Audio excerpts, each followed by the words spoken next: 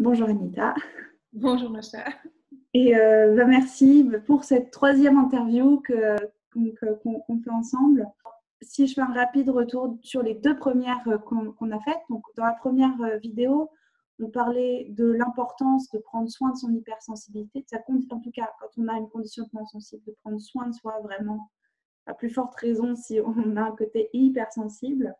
Donc prendre soin de soi par la connaissance de soi, et puis par l'acceptation réelle de ce qu'on est aussi, avec cette dimension sur laquelle tu avais bien insisté, selon laquelle nos besoins ne sont pas des options, ne sont pas négociables. Donc, on avait proposé cette piste d'exploration qui est très, très importante. Et puis, notamment, on avait fait un lien avec la question des troubles alimentaires, en expliquant en quoi le fait de prendre soin de sa condition hautement sensible, c'était vraiment une des voies royales pour sortir des troubles alimentaires et notamment de la boulimie, en tout cas de manière durable, parce que ça rend la vie plus légère, plus facile, plus fluide, y compris avec les autres, et que donc, et ça agit surtout sur les causes aussi. Donc, c'est vraiment une des stratégies, on va dire, les plus judicieuses, prendre soin vraiment de sa condition, dans la perspective, entre autres, de pouvoir se libérer de l'obsession alimentaire, qui est juste un effet parmi plein d'autres. Et donc ça, c'était la première vidéo. Dans la deuxième que nous avons faite ensemble, on a parlé on va dire un petit peu des dérives possibles, hein. Donc, des comportements liés à la condition hautement sensible, en tout cas à une condition qu'on ne connaît pas et dont on ne prend pas soin. Et on a parlé notamment de la suradaptation, de la fuite, de la question de la responsabilité, le fait de prendre trop sur soi, et on a invité à rendre aux autres ce qui est aux autres et puis à garder ce qu'on peut garder. Et on a parlé de plein de choses. Et en fait, dans cette troisième et dernière vidéo, on avait envie d'élargir un peu en parlant déjà des qualités qui sont liées à la condition hautement sensible, même si on les a un peu abordées dans les autres vidéos, mais parce qu'on en parle souvent sous un angle un petit peu difficile, pessimiste, comme un poids. Et c'est vrai que quand on ne connaît pas bien, on peut le vivre très mal, on se sent traversé par des trucs qui nous dépassent, on peut avoir un vrai désespoir, être comme ça. Et donc, ce qu'on voulait montrer aujourd'hui, c'est en quoi, en fait, ça peut être un très beau cadeau, un très beau don, à condition de respecter les conditions dont on parlait, donc prendre soin de soi vraiment. Et on voulait montrer aussi en quoi ça peut apporter beaucoup autour de nous, de cultiver ce don-là, en fait, de cultiver les qualités qui sont liées à notre condition hautement sensible. Voilà. Est-ce que tu souhaites ajouter quelque chose à cette petite intro? Non. Non, ça me paraît très bien. Super. Alors, si ça te convient, je te propose que peut-être on parte des qualités, on va dire, essentielles qui sont liées à la condition hautement sensible, même si je rappelle que dans tes vidéos, hein, sur ta chaîne YouTube, tu y reviens souvent dessus. Donc, de nouveau, j'invite vraiment à aller voir tes vidéos, mais peut-être qu'on peut quand même repartir de ça, parce que ça fait pas de mal d'entendre un peu aussi parler des qualités liées à cette condition. Alors, je dirais que la première qualité, c'est la sensibilité. J'ai l'impression d'enfoncer une porte ouverte là, mais justement, tu le disais toi-même, on a parfois de la difficulté à voir notre sensibilité comme un cadeau. Parce que si on ne sait pas se gérer, si on ne sait pas prendre soin de soi, si on prend trop de responsabilités, tous les éléments qu'on a évoqués dans la deuxième vidéo, évidemment, cette sensibilité se retourne contre nous. Alors qu'en réalité, si on se coupe de cette sensibilité, on est tout aussi malheureux, voire plus. Donc, ce n'est pas une solution. Parfois, j'accompagne des personnes qui me disent qu'elles voudraient pouvoir prendre une pastille pour que ça s'arrête. Mais en réalité, moi, je ne pense pas qu'on veuille vraiment être comme tout le monde. Je pense qu'on voudrait que tout le monde soit comme nous. Dans le sens où je pense qu'au fond, on voudrait pouvoir pleinement assumer notre sensibilité et la vivre mieux, mais à aucun moment, si on fait vraiment un voyage introspectif, je pense qu'à aucune personne hautement sensible, en réalité, ferait vraiment ce choix de se libérer de cette sensibilité et de devenir comme tout le monde, tout simplement parce qu'elles auraient le sentiment de se trahir et elles auraient raison. Donc, évidemment, cette sensibilité qui est un magnifique cadeau pour plusieurs raisons, que je vais ensuite encore préciser, c'est ça, en fait, le plus beau don que vous ayez reçu et que vous pouvez aussi le plus beau cadeau que vous pouvez donner à la société.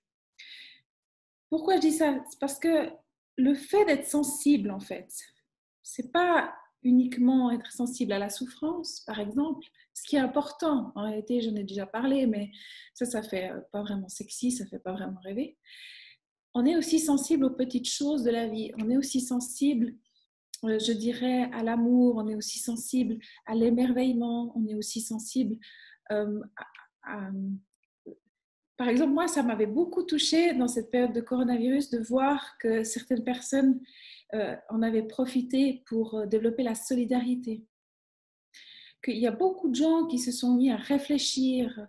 Et je crois que c'est la sensibilité qui nous pousse à faire ça. Je crois que si on n'est pas des êtres sensibles, on ne faut pas vraiment des êtres humains. La sensibilité, ça nous permet aussi d'avoir de l'empathie. Alors, je suis d'accord, encore une fois, ça peut se retourner contre nous si on ne sait pas bien gérer. Si encore une fois on prend trop de responsabilités, si on croit que le fait de sentir veut dire que je dois résoudre. Non, moi je crois qu'avant tout le fait de sentir c'est déjà en soi un cadeau qu'on fait à quelqu'un, comme ça elle ne se sent pas seule. Que ce soit conscient ou inconscient, elle sait quelque part que quelqu'un d'autre a vu, quelqu'un d'autre a aussi senti et ça change véritablement quelque chose. Moi je crois que beaucoup d'aspects de la vie sont avant tout énergétiques. Alors vous me direz, c'est un peu étrange pour une chimiste de voir les choses comme ça, mais en réalité, quand on comprend vraiment comment le monde est fait, qu'avant tout, on est fait essentiellement de vide, que tout ce qui nous construit et construit le monde, et avant tout un peu d'énergie qui vibre dans beaucoup de vide, on réalise que le monde est avant tout vibratoire. Et ça, c'est Nikola Tesla qui le disait, qui est probablement une des personnes les plus intelligentes au monde, voire la plus intelligente au monde, selon Albert Einstein. Donc, lui, il le savait, il l'avait compris intuitivement, que beaucoup de choses se passent à un niveau énergétique. Donc, le fait d'être sensible, le fait aussi d'avoir envie de créer ce monde meilleur, même si parfois c'est utopiste, même si on ne peut pas vraiment y arriver, l'intention est là, énergétiquement, ça change quelque chose. Donc, cette sensibilité, c'est à comprendre, à accueillir, à nourrir et à équilibrer, je dirais. Bien sûr que si on n'a que l'aspect sensible, sans aucun aspect rationnel, là, ça devient vraiment un fardeau. Moi, je ne suis pas pour lutter contre le mental, mais peut-être plutôt pour remettre le mental à sa place. C'est-à-dire que, voilà, j'ai une sensibilité, je ressens des choses, je reçois des informations. Mais ensuite, la façon dont je vais interpréter ces informations, à quel point je vais m'investir par rapport à cette information, comment est-ce que je vais comprendre où je dois agir par rapport à cette information, ça doit être très bien équilibré. Sinon, évidemment, ce que je ressens devient horrible, en fait, devient vraiment extrêmement pénible. Je dois pouvoir prendre du recul avec ça, en fait. Et je crois que c'est là avant tout la clé. Parce que, évidemment, l'empathie, c'est pas possible si on n'est pas sensible. La créativité, c'est pas possible si on n'est pas sensible. Cette capacité de se remettre en question, d'être introspectif, de toujours chercher le meilleur, c'est pas possible si on n'est pas sensible. Et l'intuition non plus, c'est pas possible si on n'est pas sensible. Si on n'est pas sensible, qu'est-ce qui va se passer? On va simplement suivre ce qu'on nous dit, on va se laisser manipuler. Il y a eu des choses atroces qui se sont produites sur cette terre parce que les gens s'étaient coupés de cette sensibilité. Donc tout ça, c'est grâce à ce don qu'on a reçu. En plus de ça, il y a tout l'aspect des perceptions extrasensorielles. Donc ça veut dire de faire le pont entre ce qui est visible, ce qui est invisible, ce qui est vraiment inaccessible à la plupart des gens, et ça c'est très triste. Donc ça c'est un aspect. Et l'autre aspect aussi, c'est aussi pour prendre soin des animaux. Je ne sais pas si vous avez regardé quelques-unes de mes vidéos, vous saurez que c'est aussi une cause qui me touche énormément. Je veux dire, communiquer avec un animal si vous n'êtes pas sensible. Voilà. Vous pouvez éventuellement dresser un animal, d'accord, ce que je n'ai pas très bien réussi à faire, par exemple, ni avec mon chien, ni avec mon chat. Mais en tous les cas, on communique, on a une belle relation. Et ça, si on ne peut pas aller au-delà du rationnel et du logique, c'est absolument pas possible. Les qualités de compassion, avoir de la compassion. Je ne sais pas si vous vous êtes déjà posé la question, comment ça se fait que le monde en est là où il en est? Et ce n'est pas beaucoup plus atroce aujourd'hui qu'il y a 2000 ans, je veux dire. Heureusement, d'ailleurs, maintenant, on cloue plus personne sur des croix. Donc, il y a quand même beaucoup de choses qui se sont améliorées. Toutefois, on continue de détruire cette planète. Et ça, vous pensez vraiment que si tout le monde était sensible comme nous, ce serait arrivé? Moi, je ne crois pas. Je pense que le monde serait très différent. Après, je ne suis pas en train de dire qu'on est mieux, d'accord? Parce que nous, il y a des choses qui nous manquent, mais c'est un équilibre à trouver. Je crois vraiment que le problème, ce n'est pas qu'on n'ait pas suffisamment de personnes hautement sensibles. Le problème, c'est que la plupart des personnes hautement sensibles se cachent. Elles se cachent parce qu'elles ont honte d'être sensibles. Alors que si tous, on était vraiment pleinement conscients et affirmés dans la valeur que la sensibilité représente, alors déjà ça ferait une différence. C'est-à-dire que si on veut répandre l'idée dans le monde que on doit s'aimer les uns les autres, on doit avant tout apprendre à s'aimer nous-mêmes. Je pense que pour une personne hautement sensible, ça c'est probablement un des plus grands défis. En soi, le fonctionnement de la personne hautement sensible, c'est les capacités d'innovation. C'est une capacité de voir le monde autrement, de faire des liens que la plupart des gens ne font pas. La plupart des très grands scientifiques, des très grands musiciens étaient des personnes surdouées, hautement sensibles.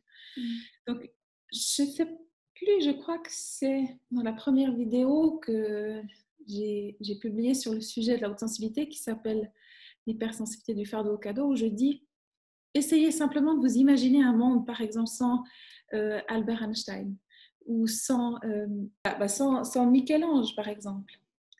Le monde serait très différent. L'architecture, la culture, l'histoire, même les sciences, mais je parle des vraies grandes découvertes scientifiques, celles qui ont changé la perception du monde. Celles-ci proviennent de personnes qui ont su voir le monde autrement.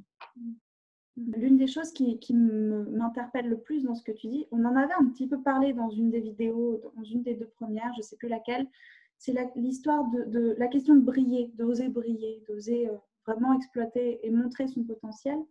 Et par exemple, moi je sais que c'est quelque chose que je retrouve souvent chez les personnes boulimiques hautement sensibles avec qui je travaille, c'est vraiment cette peur de briller, cette presque auto-sabotage permanent.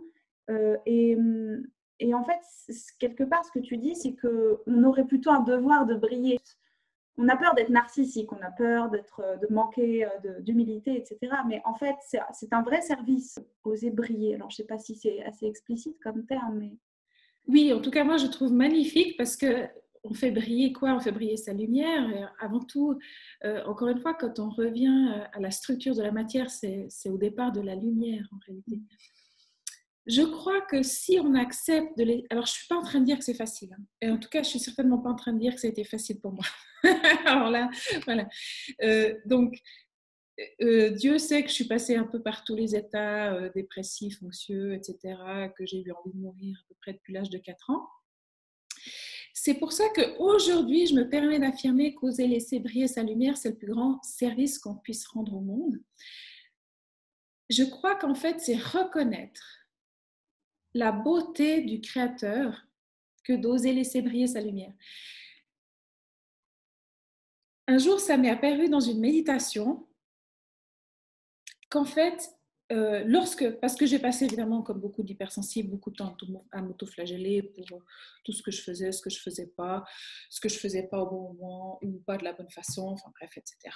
Je remettais énormément de choses en question, je pouvais ruminer des trucs, j'aurais pas dû dire ça, j'aurais dû dire, enfin, vous connaissez certainement la chanson. Alors, je peux pas vous dire comment exactement ça s'est produit, mais un jour, tout ça s'est arrêté. Et probablement une des étapes importantes qui a fait que ça s'est arrêté, c'est que tout à coup, dans une méditation, j'ai reçu le message, je ne sais pas d'où, j'ai une petite idée, mais bon, j'ai reçu le message qu'au fond, de faire ça, de m'auto-flageller à ce point-là, c'était une forme de péché. Alors, voyez-le pas comme un péché religieux, mais dans le sens où c'est comme si je reconnaissais pas en fait que l'univers avait mis en moi de l'énergie, une volonté, une intention et que j'avais une place en fait. C'est comme si je reniais ça. Et si je le renie pour moi, ça veut dire que quelque part, c'est à ce moment-là que je suis prétentieux parce que je crois que moi, je sais dire qu'est-ce que l'univers aurait dû faire ou pas. Je sais pas si vous voyez un peu le raisonnement. Et alors, j'ai compris ce jour-là, c'est aussi du ressenti. C'est difficile de mettre des mots là-dessus, mais j'ai compris ce jour-là que d'aller au-delà de ce fonctionnement que j'avais, c'était déjà une preuve d'amour, en fait, et une preuve de foi et de confiance en l'univers. Et puis que si je faisais confiance à l'univers pour ça, pour moi, pour mon existence, en fait, ça voulait dire que je faisais confiance pour le reste aussi. Et ça représentait vraiment une augmentation du taux vibratoire, ou si vous préférez, de mon niveau de conscience. Je crois que s'auto-flageller, ça rend service à personne. Parce que, au fond, on a tous notre place, elle nous est donnée. Si on accepte de la prendre, on ne prend pas la place de quelqu'un d'autre. Ça, c'est très, très différent. En plus, comme j'ai dit tout à l'heure, ce que je crois, c'est qu'une personne, qu'elle soit hautement sensible ou pas d'ailleurs, hein, parce qu'il ne faut pas croire que les personnes qui ne sont pas hautement sensibles ne souffrent pas. Je pense qu'ils ont aussi leurs défis dans la vie, ils ont aussi leur deuil, ils ont aussi... en tous les cas, une personne qui s'auto-flagelle à ce point-là, quelque part, elle ne va pas pouvoir... incarner dans le monde les valeurs en fait pour lesquelles elle est venue. Et ça veut dire que c'est comme si elle se sabotait dans sa mission quelque part. La mission, vous savez, on parle beaucoup de mission de vie. Alors, on n'est pas tous obligés de sauver le monde. Pour certains, notre mission, elle reste de déjà essayer de rendre les gens qui sont autour de nous heureux. En tous les cas, pour faire ça, il faut nous-mêmes avant tout être heureux. Même admettons que votre mission soit de rendre service. On l'a dit aussi, je ne sais plus si c'est la première, vraiment la deuxième vidéo, si on veut bien rendre service et que ça ne devienne pas toxique, c'est-à-dire que je n'utilise pas ça pour moi me valoriser, que je n'utilise pas ça pour quelque part dans une attente, mais si vraiment je veux être au service pleinement, de façon pleinement saine, j'ai envie de dire, je dois avoir d'abord rempli mon propre réservoir afin que je puisse généreusement donner sans que ça me manque. Et pour faire ça, je ne crois pas que ce soit possible si on n'accepte pas de briller, si on n'accepte pas qu'on a une valeur en fait, et que les actes qu'on va poser ont de la valeur et feront une différence. Et vraiment, je ne crois pas que ça veut dire qu'on est prétentieux. Je pense que la prétention, c'est encore autre chose. La prétention, ça voudrait dire, voilà, moi, je suis meilleur qu'un autre. Je suis juste en train de dire, moi aussi, j'ai ma place et je l'assume pleinement et j'embrasse la vie, en fait. Et j'ai envie de... Alors, voilà, moi, je ne vous dis pas que tous les jours, je me sens comme ça. Hein. Il y a aussi des jours où, voilà, ça va pas, parce qu'on a tous des hauts et des bas. Mais la plupart du temps, j'essaye d'arriver, en tout cas, auprès des gens avec cette énergie-là. Et puis, c'est aussi une forme d'exemple. Je dirais que, admettons que vous ayez des enfants, ou que vous ayez une position, vous êtes un modèle, et puis quelque part, on est tous le modèle de quelqu'un. Si vous vous autoflagellez, quelque part, ce que vous dites, c'est que vos enfants devraient faire de même. Les personnes autour de vous devraient faire de même. Ça veut dire vous cautionnez cela. Et en vérité, si vous y réfléchissez, jamais vous diriez à quelqu'un, mais là, tu es censé t'autoflageller parce que tu as fait une erreur. Donc moi, si j'étais toi, j'aurais vraiment bien honte, je me culpabiliserais, puis je ne sortirais plus de chez moi pendant un temps suffisamment grand, quoi, pour faire bien pénitence. Jamais vous défendriez ça auprès de votre meilleur ami, par exemple. Je ne sais pas, ça fait aucun sens en réalité. On le fait juste vis-à-vis de nous, c'est terrible. Oui, et d'ailleurs, ça me fait penser à comme un pont avec la dernière vidéo, donc la deuxième qu'on a faite, où on parlait justement de l'importance de tenir le cap de ses valeurs, de souvenir l'importance justement de tenir bon quant à ses valeurs, même quand on a le sentiment que ça ne sert à rien ou qu'on est seul. On a souvent le sentiment d'être les seuls à faire comme il faudrait, entre guillemets, etc. Et quand il y a un peu une perte de sens, c'est vrai que ce côté exemple, il peut aussi nous dire, bon, bah, par le seul fait que moi, je reste alignée avec ce qui compte, quelque part, ça a un effet de toute manière, d'une manière ou d'une autre, ne serait-ce que parce que je montre que c'est possible, quoi. Enfin, Exactement. Et ne serait-ce que pour l'aspect énergétique. Une fois, j'avais lu aussi que on ne maîtrise pas toujours ce que les autres pensent, à quel rythme ils vont, etc. Mais on ne doit pas négliger l'impact de planter des petites graines. Oui, j'aime beaucoup aussi. Les petites graines, ça parle beaucoup. Je trouve que c'est vraiment une très belle métaphore. Et je pense que toi, Macha, tout comme moi, quand on est thérapeute, on apprend à se dire que parfois on essaie de planter des graines et puis on essaye que quelques-unes d'entre elles puissent germer à un moment donné, même si on n'est pas là pour voir ça. Oui, c'est vrai. Et quelque part, c'est marrant parce que vraiment, j'utilise beaucoup cette expression-là. Et souvent, quand les gens s'inquiètent de comment ils vont faire et tout avec cette condition, bah, je réponds un peu ça, c'est que quelque part, une fois qu'on sait que les graines sont là, elles peuvent prendre du temps, mais elles vont forcément germer, à condition évidemment qu'on les cultive un minimum. Et c'est vrai qu'après, c'est ce que tu disais aussi dans une des vidéos, il y a la question de l'inertie. Il faut aussi laisser le temps aux choses de se faire et puis de s'intégrer, quoi.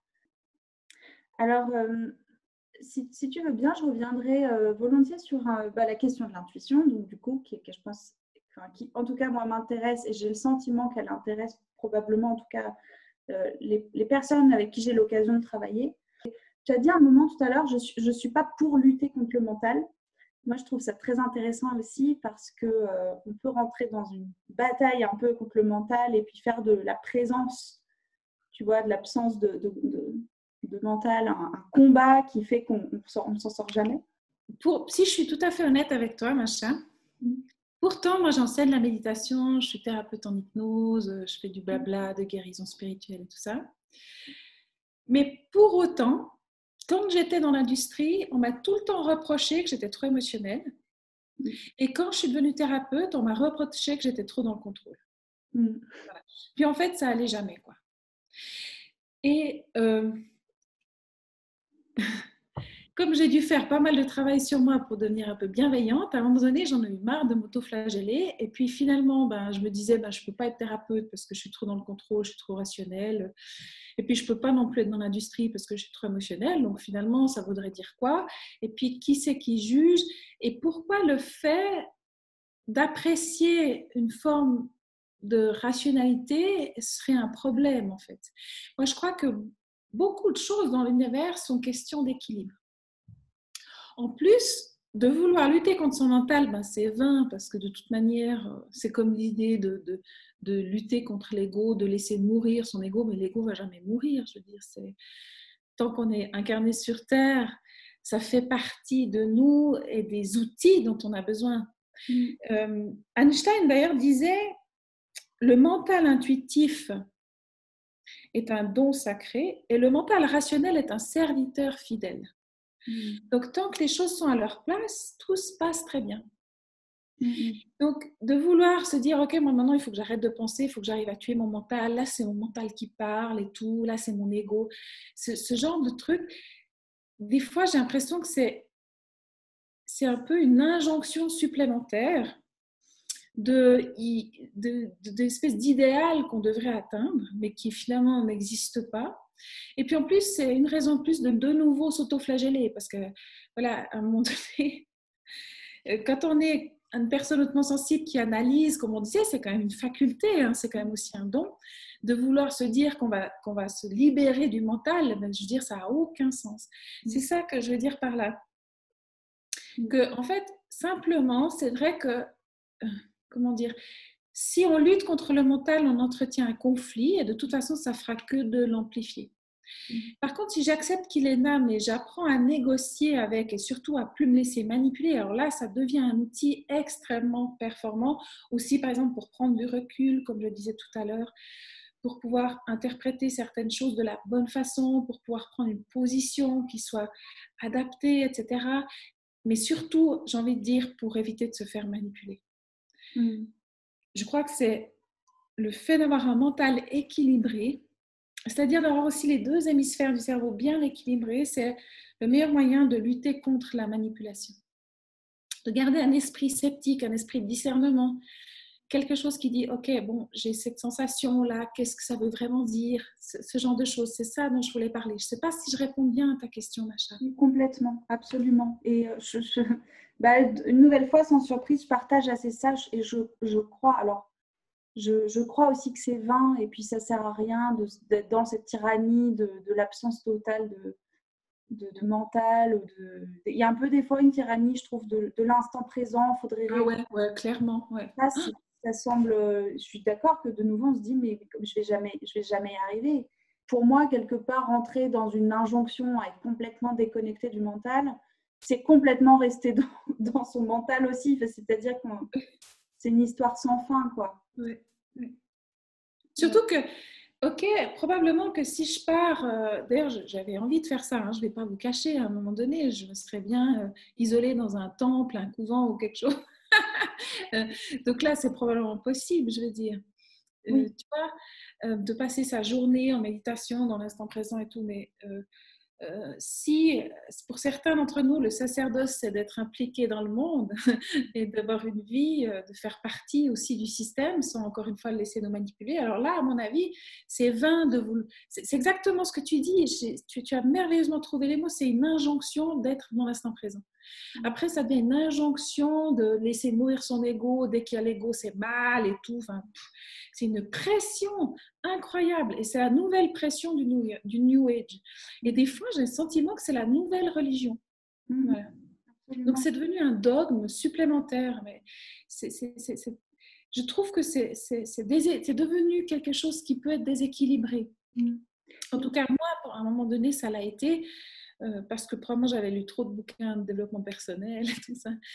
Et après, justement, la voie du milieu dont parle le Bouddha, en fait, il était très, très sage quand même. Il disait la voie du milieu, c'est justement cet équilibre.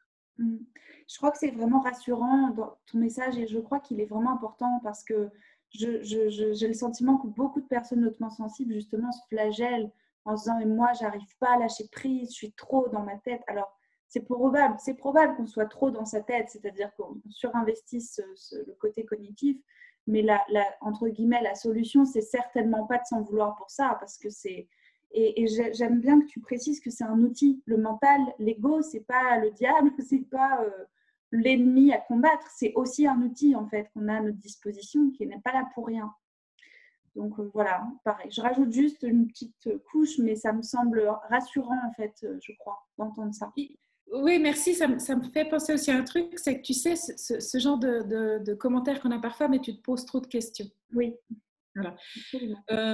Alors c'est vrai, je ne vais pas vous mentir, ça m'arrive de trouver que je me pose trop de questions.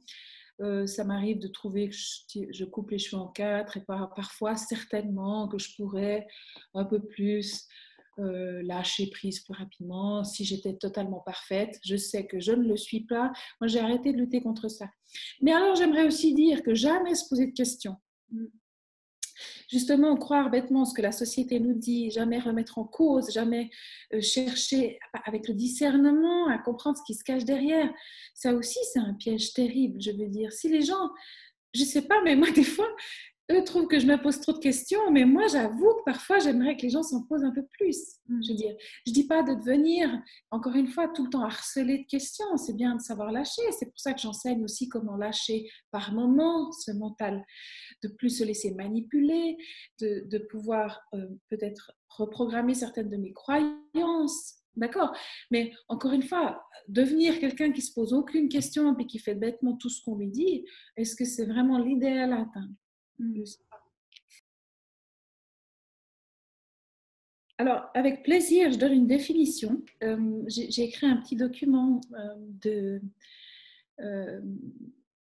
on pourrait dire des divers outils qui sont utiles à la personne hautement sensible, que si vous voulez obtenir, c'est un document en 8 étapes avec des exercices pratiques qui s'appelle la voix du corps, la voix du cœur, dont une des étapes est l'intuition. Parce que tu as raison de dire que les personnes hautement sensibles, en général, toutes ont remarqué qu'elles avaient une certaine intuition, mais toutes, enfin pas toutes, mais toutes celles que je reçois au cabinet me disent qu'elles n'osent pas la suivre. D'accord? Et ça, c'est probablement un phénomène de société. Donc, je reprends cette citation d'Albert Einstein que je n'ai pas terminée tout à l'heure. Le mental intuitif est un don sacré et le mental rationnel est un serviteur fidèle. Nous avons créé une société qui honore le serviteur et a oublié le don. Donc, la personne hautement sensible, en général, elle comprend qu'elle fonctionne différemment. Elle ne comprend pas très bien comment le monde fonctionne. Et elle commence à réfléchir beaucoup pour essayer de s'adapter. Ça, on l'a vu dans la vidéo numéro 2. Comment elle sort de là? Eh bien, c'est clair que je pense que c'est aussi Albert Einstein qui disait qu'on ne peut pas sortir d'un problème en utilisant toujours le même comportement. Ça, c'est une forme de folie, en fait. Donc, il faut changer son comportement et son fonctionnement pour pouvoir sortir du problème que notre propre fonctionnement avait créé, si vous voyez ce que je veux dire. Et ça, c'est vraiment suivre son intuition. Alors, c'est quoi l'intuition? C'est aussi la source, tu sais, du syndrome de l'imposteur de la personne hautement sensible, surdouée. Elle a souvent le sentiment d'être un imposteur parce qu'elle a des infos, elle ne sait pas d'où ça vient. Et bien, ça vient de son intuition. Et oui, c'est tout à fait possible d'observer ce phénomène. Donc, c'est une forme de réflexion. Ils ont fait des imageries cérébrales et ils ont observé ça. C'est une forme de réflexion, mais qui est tellement rapide et tellement performante, en fait, qu'elle se passe à un niveau inconscient. Parce que le conscient, il faut savoir, donc, c'est-à-dire votre mental rationnel, il faut savoir qu'il ne peut pas gérer beaucoup de paramètres. Il est très, très vite surchargé. D'ailleurs, c'est ces techniques-là de surcharge du mental qu'on utilise en hypnose parce que ça vous fait décrocher, en fait. Et vous partez dans votre inconscient et cherchez des ressources, en fait, qui sont des ressources plus créatives. Donc, c'est pas, je veux dire, c'est pas ésotérique, c'est vrai que c'est plus développé chez les personnes sensibles, qu'on a accès à des perceptions subtiles au monde de l'invisible, mais ça reste une forme de réflexion qu'on peut observer au niveau du cerveau. Sauf que si la réflexion consciente, on peut prendre conscience vraiment de tous les processus, etc. Et puis ensuite, on arrive à une solution. Au niveau de l'intuition, ça se passe beaucoup trop vite et il n'y a que la solution qui émerge de la conscience. Donc, ça donne ces sensations un peu de « Ah, je sais, mais je ne sais pas comment je le sais. » Mais je le sens, en fait. Je l'ai dans les tripes. Alors, comme tu l'as dit, chez tout le monde, ça parle différemment. Mais en tous les cas, d'apprendre à faire confiance à ça, c'est vraiment extrêmement important pour sortir de la rumination. Donc ça, c'est la piste de prédilection pour... Mais alors, pareil, si vous avez cette injonction de suivre uniquement votre intuition, ben voilà, c'est probable que vous allez mettre une pression de malade. Et ensuite, mais là, c'est vraiment l'intuition, c'est mon mental, mais j'arrive... Parce que c'est jamais ou l'un ou l'autre. C'est toujours un peu un mélange des deux. C'est-à-dire, on a une intuition, un ressenti, puis après, quelque part, on cherche à comprendre quand même un peu d'où ça vient, ça nous rassure, et puis comment on va mettre ça en place, etc. Donc, je dirais vraiment, c'est des choses qui s'entraînent, d'apprendre aussi comment ça parle à travers vous. Parce que comme c'est des informations qu'on reçoit, qu'on ne sait pas trop d'où elles viennent, et que peut-être c'est assez contraire à la logique parfois. C'est-à-dire que d'un point de vue rationnel, on n'aurait peut-être pas forcément fait ça. Par exemple, quand on choisit un appartement, c'est extrêmement important d'écouter son intuition parce qu'en fait, il y a tellement d'éléments dont on ne peut pas prendre conscience, en fait. Il y a des éléments de l'énergie du lieu, par exemple. Ça, jamais vous pourrez faire une équation mathématique qui vous dit « Ok, ici, je vais me sentir bien ou pas. » Il y a les voisins. Ça, mais tu sais, c'est des choses que l'inconscient n'a aucun problème. Il le sent, il le sait. En fait, la puissance de l'inconscient, c'est incroyable. Donc, ça parle, comme tu l'as dit, de façon différente et ça provient directement dans l'inconscient qui est connecté, en fait, à l'inconscient collectif. Et ça, pareil, c'est pas un truc perché. Hein, c'est Carl Gustav Jung qui a développé ça, l'inconscient collectif. On est tous connectés à une forme de sagesse, à une forme de perception, en particulier les personnes sensibles. C'est vrai, très probablement que tout le monde a un peu d'intuition, parce que tout le monde fonctionne au moins un petit peu au niveau du cerveau droit, sinon c'est très très dysfonctionnel. Mais chez nous, comme on fonctionne préférentiellement cerveau droit, forcément c'est notre système de prédilection. C'est comme ça qu'on peut trouver notre guide intérieur.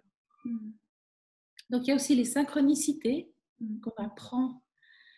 Et ça, c'est marrant avec l'intuition, parce que plus on le développe, plus on fait confiance, plus ça vient. C'est vraiment à faire confiance à son ressenti, ça c'est vraiment la clé, mais c'est aussi ce qu'il y a de plus difficile. C'est vrai, il faut, je dirais, commencer par des choses qui n'ont pas trop d'enjeux. S'amuser un peu avec tout ça.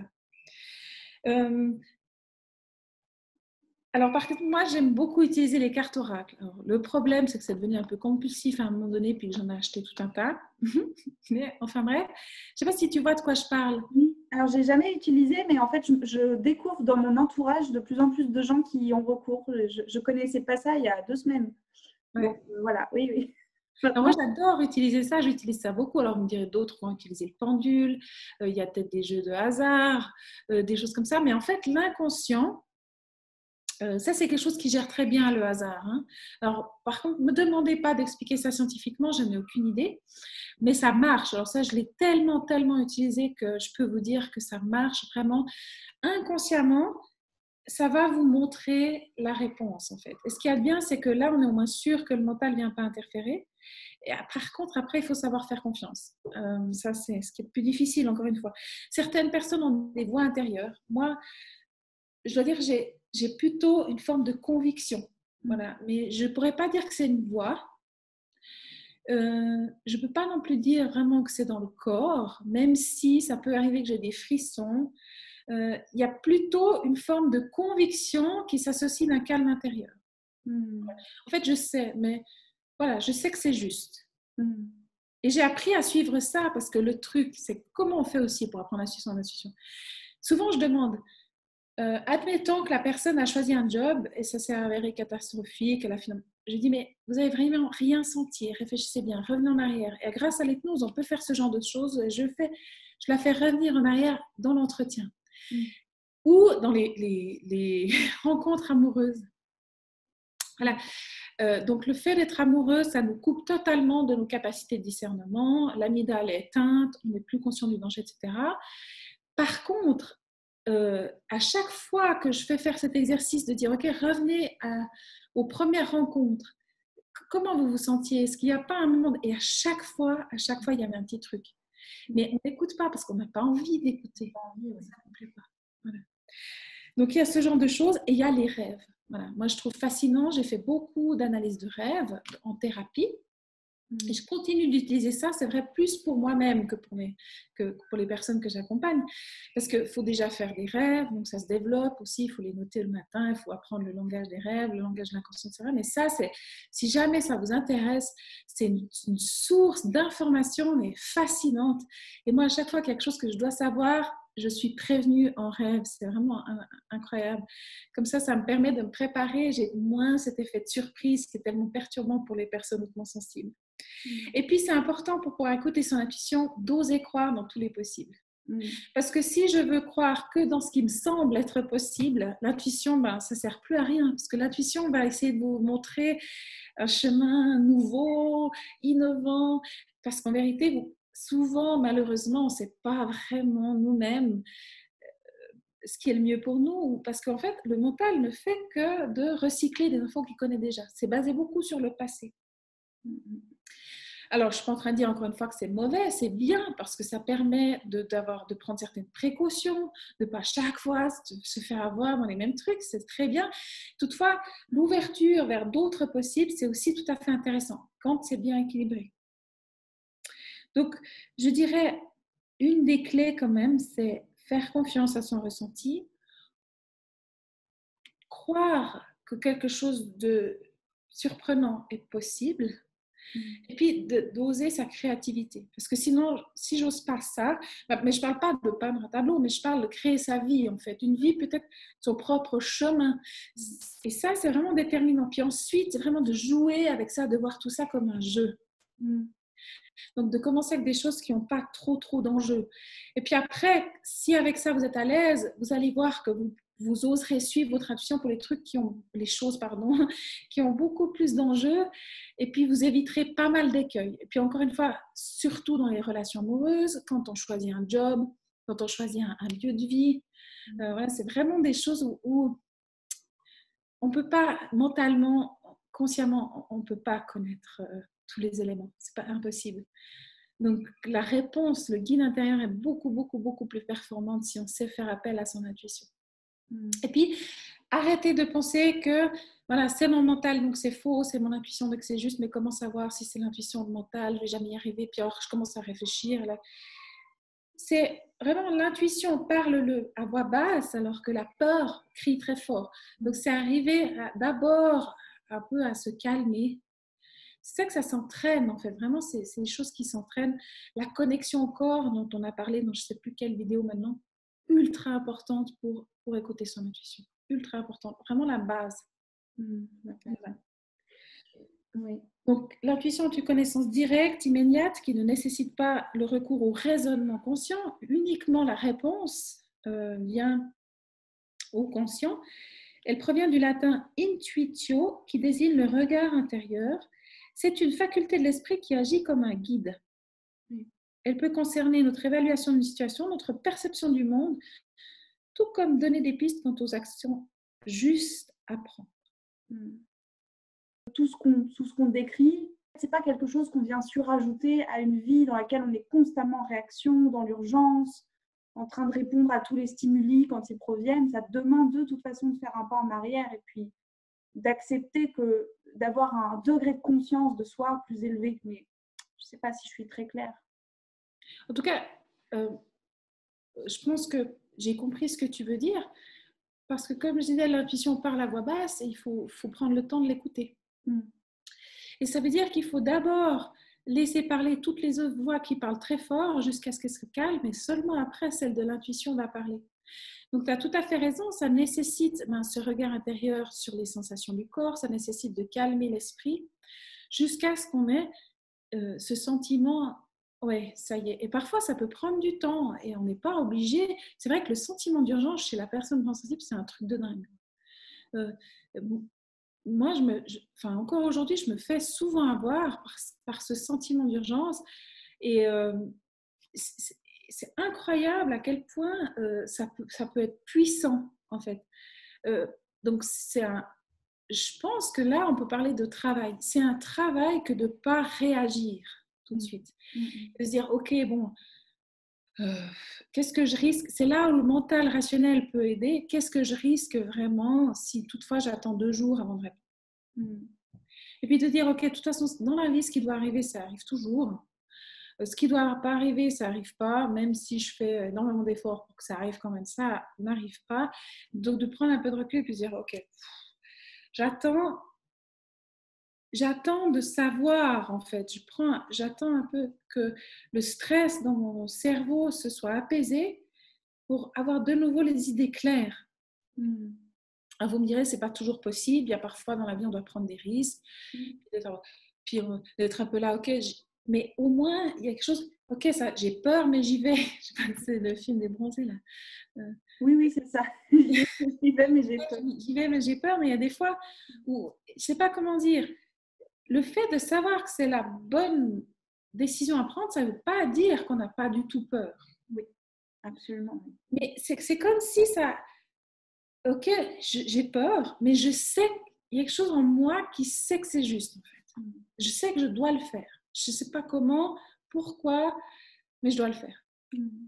Mais tu as raison. Je veux dire, si on fait que de réagir tout le temps et que on est pris dans tout un tas de stimulations, de toute manière, là,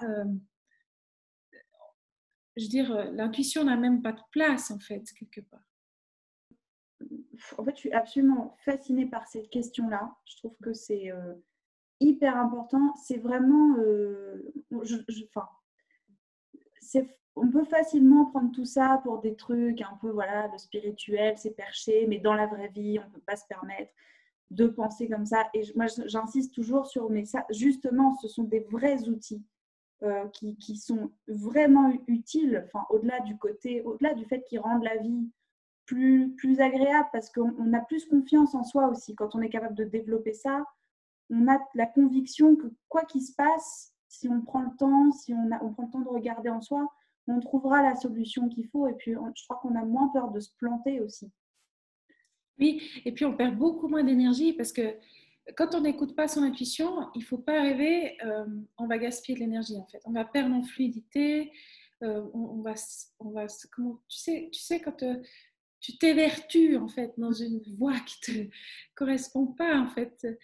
C'est énormément d'énergie, c'est extrêmement frustrant et puis on y perd le sens. C'est très... Ouais, c'est douloureux en fait, en réalité. C'est beaucoup plus douloureux que de se tromper une fois parce qu'on a cru que c'était une intuition, mais ça n'en était pas une. En plus, j'ai une petite histoire que j'aime bien raconter quand je travaille avec les personnes sur l'intuition, c'est qu'à un moment donné, moi, j'ai fait beaucoup de résistance en fait par rapport à mon changement de carrière Mais à un moment donné, je me suis dit, bon, ben voilà, moi j'ai quand même le sentiment que je vais probablement changer de métier pour devenir thérapeute. Voilà. J'avais cette sensation. Bon, j'ai fait des formations, évidemment 36 millions, 57 000 livres, des heures et des heures de thérapie, une fortune, etc. Et un jour, je me suis dit, bon, je me lance. Voilà. Donc, j'ai loué une pièce dans un cabinet en ville, chez un ami que je connaissais.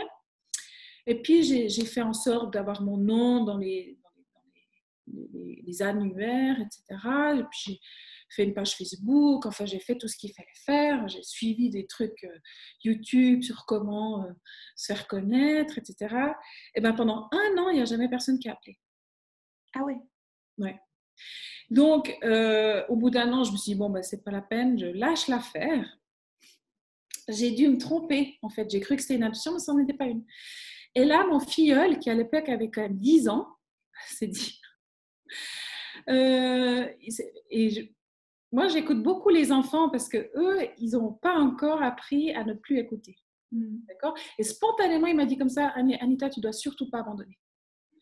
Bon, il ne m'appelait pas Anita, mais parce que j'étais sa marraine. Mais il dit, tu ne dois surtout pas abandonner. Et moi, si tu veux, je t'aiderai. J'irai distribuer des flyers dans mon village et tout ça, mais tu ne dois vraiment absolument pas abandonner.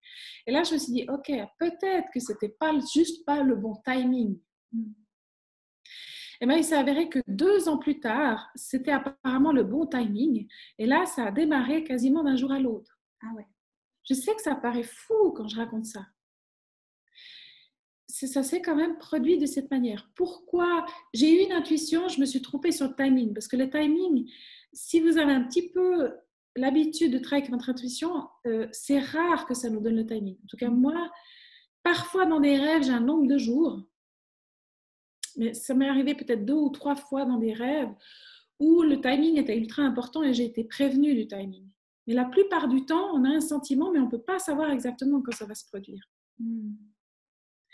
Donc, quant à dire qu'on se trompe ou que l'intuition a menti, moi, je prends encore un peu de recul. Peut-être que ce n'était pas l'intuition, mais peut-être aussi que c'était le mauvais timing, mais qu'au fond, ça vaut la peine de persévérer.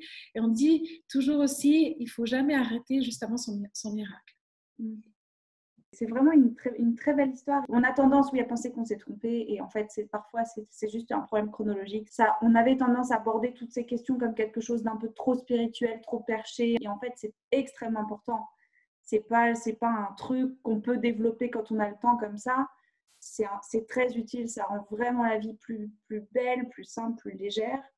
Et en tout cas, moi, c'est vraiment quelque chose que j'encourage à cultiver chez les gens que j'accompagne, alors qu'on pourrait penser que la boulimie n'a rien à voir avec tout ça, mais c'est c'est vraiment intimement lié. Peut-être un petit point que j'aimerais aborder dans cet aspect de spirituel et de perché, parce qu'aussi dans mon parcours, je dois avouer qu'une des choses les plus surprenantes qui me soit arrivée, bon, il m'est arrivé plein de choses surprenantes depuis que je suis mon intuition, mais en tout cas que je suis consciente de la suivre, hein, parce qu'il y a aussi des fois où j'ai vraiment pris des décisions basées sur l'intuition, je n'en avais pas conscience, mais enfin bref, c'est l'aspect spirituel en fait, parce que j'ai découvert tout à coup à un moment donné dans mon parcours que j'avais certaines compétences de médiumnité. Et je crois que c'est possible de développer une communication avec le monde invisible et notamment avec le monde des esprits sans devenir perché et sans voir des licornes et parler de la flamme violette sans arrêt. Alors, j'ai rien contre les licornes, j'ai rien contre la flamme, mais c'est pour dire en fait, tout ça, on peut tout à fait rester les pieds sur terre en élargissant encore une fois le champ des possibles et je crois vraiment que si on apprend à communiquer avec ce monde-là, alors c'est un outil extrêmement riche en fait, extrêmement profond et puissant qui permet de développer sa foi, qui permet de développer un autre regard en fait, et qui pour ma part en fait m'a beaucoup aidée à sortir de l'anxiété, du doute permanent et à oser vraiment, comment dire, prendre des risques. Donc, l'intuition, c'est vrai que parfois, on a des informations qui nous proviennent des mondes invisibles. Vous n'allez pas forcément vous en rendre compte et ce n'est pas important. Ça ne veut toujours pas dire que c'est juste un truc de perché. Ouais. Et puis, c'est pas non plus juste un truc de fille. Oui, d'ailleurs, c'est vraiment important que tu dises ça aussi. Ouais. Parce qu'on dit beaucoup l'intuition féminine, machin. Alors, les mecs sont censés être des gens qui réfléchissent, et puis les nanas, des espèces d'êtres sans cervelle qui suivent leur... Et ça m'énerve à un point. Et je veux dire, moi, mon conjoint, il a énormément d'intuition. C'est vraiment impressionnant. Donc, c'est pas un truc de fille, c'est pas non plus un truc, comment dire, ouais, de mielleux, quoi. C'est puissant. En fait, c'est une forme d'intelligence extrêmement pertinente et puissante, et ce serait dommage de se priver de développer cet outil, parce que vraiment, comme elle l'a dit, Macha, c'est l'outil par excellence pour se libérer, en fait, pour vraiment avoir une vie riche, une vie pleine. Et là, ensuite, vous allez voir que votre sensibilité, votre intuition, là, vraiment, ça devient un don. Déjà, il y a une chose que je trouve intéressante chez toi, c'est que tu as vraiment ce profil tu démontres par ton profil même et ton parcours que c'est pas l'un ou l'autre. C'est pas soit je suis complètement dans un autre monde, traversée par les énergies, machin, soit je suis scientifique, mais toi, tu réunis les deux côtés. Et d'ailleurs, tu parlais des grands scientifiques qui aussi étaient des personnes hautement sensibles. Ce ne sont pas des mondes qui s'opposent, en fait. C'est vraiment des choses qui s'interalimentent aussi. Oui. Et je crois que comment dire, l'espèce de dédain qu'il peut y avoir pour le côté spirituel, voire dans ces différentes variantes, médiumnité, intuition, etc., bah, il vient aussi de cette impression que c'est l'un ou l'autre, quoi. Oui. Oui. Parce que malheureusement, c'est vrai qu'il y a beaucoup de gens qui sont un peu tombés du côté obscur et puis qui après justement sont là, il faut tuer son ego, il marche à 1 mètre du sol, enfin, il voit des licornes partout, et moi j'étais là, oh là là, mais j'arriverai jamais, alors parce que moi je vois pas de licornes. Enfin, c'est des mythes, tout ça, c'est des mythes. Ouais. Les questions de médiumnité, ce sont des choses auxquelles je m'intéresse pas depuis très longtemps. Et je suis tombée dessus un petit peu par hasard. Ça m'a apporté une libération énorme de lire en fait des ressources là-dessus. Et notamment, alors je suppose que peut-être tu la connais, Patricia Daré. Moi, j'ai commencé par ses livres à elle. Et elle aussi, elle a un côté très scientifique, très cartésien. Elle a même écrit un livre sur la science et l'invisible. Je ne sais plus comment il s'appelle. Pendant lequel elle a en tout cas une posture assez pragmatique avec tout ça. Et si je fais le lien avec la deuxième vidéo qu'on avait faite, je trouve qu'aller regarder un petit peu aussi de ce côté-là, c'est vrai qu'on y trouve une énorme sérénité, notamment en termes de sens. Et la dernière fois, on parlait par exemple de souffrance. Tu vois, comment est-ce qu'on fait quand on assiste à cette souffrance et qu'on a l'impression qu'il ne faut rien faire. Et je trouve qu'on peut trouver beaucoup de réponses là-dedans en termes de choix, de justement mission de vie, du fait qu'on ne subit pas autant qu'on le croit. Ouais, alors là, je dois te dire que je te rejoins complètement. Pour tout ce que tu as dit, c'est-à-dire c'est pas soit l'un soit l'autre, je pense que c'est des visions du monde, mais que moi ça m'a pris des années, mais un jour ça s'est rejoint. Il n'y a plus de scission. Que je me souviens au début, alors je travaillais comme chimiste, j'avais des postes à responsabilité, tout ça, j'étais vraiment trop sérieuse par moment, parce qu'il fallait aussi, c'était un masque en fait que j'avais appris à porter. Et puis le week-end, je faisais des stages de méditation, je me formais pour devenir thérapeute et tout ça. Et puis j'avais le sentiment qu'à chaque fois, j'étais déchirée en fait. Donc quand je retournais au travail, j'ouvrais ma boîte mail et puis j'ai l'impression de tomber de 6 mètres de haut. Mais parce que justement, soit j'avais cette vision très séparée comme ça, mais le monde n'est pas comme ça en fait. Il n'y a aucune séparation. Et puis, je sais pas, honnêtement, je vais vous dire, ça dépend probablement du parcours, mais quand on a traversé vraiment des épreuves qui nous ont quasiment détruits, je sais pas comment on fait pour s'en sortir sans développer sa foi et sans, comment dire, avoir le soutien comment dire, ou cette vision du monde élargi, en fait, de cet amour qui est possible, de ces outils de guérison qui sont extrêmement puissants.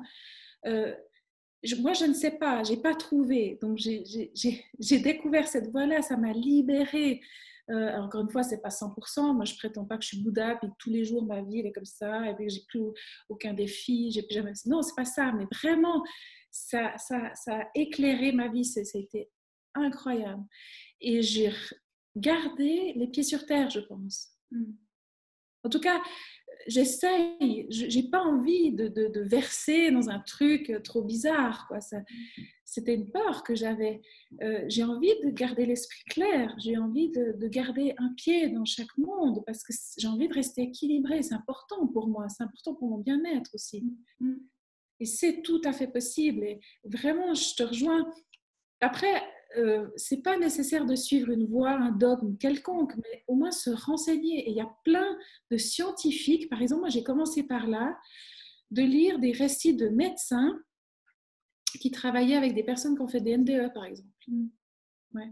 J'ai commencé par là, c'était vraiment, je trouve, une porte d'entrée incroyable. Il y en a certainement plein d'autres. Toi, tu mentionnais les livres de Patricia, c'est ça? Ouais, Patricia Daré. Ouais, Patricia Daré. Radio, en fait. Ouais. Personnellement, je n'ai jamais lu, mais mon conjoint est à fond dans ces bouquins-là. Il m'en a beaucoup parlé. Il y en a certainement plein d'autres. Et puis, de toute façon, votre intuition vous guidera vers la bonne voie. Mais en tout cas, ce serait dommage de se priver de ça, parce que alors c'est vraiment tellement beau, tellement plein d'amour. Et puis, c'est réel, en fait. C'est quelque chose de réel. C'est vrai qu'il y a le risque de tomber dans le côté perché comme ça. C'est pour ça que c'est important de peut-être garder contact avec des gens qui puissent vous dire « Ok, là, tu es un peu en train de t'envoler, quoi. Reviens un peu. » De toute façon, la vie vous ramènera, hein. C'est sûr.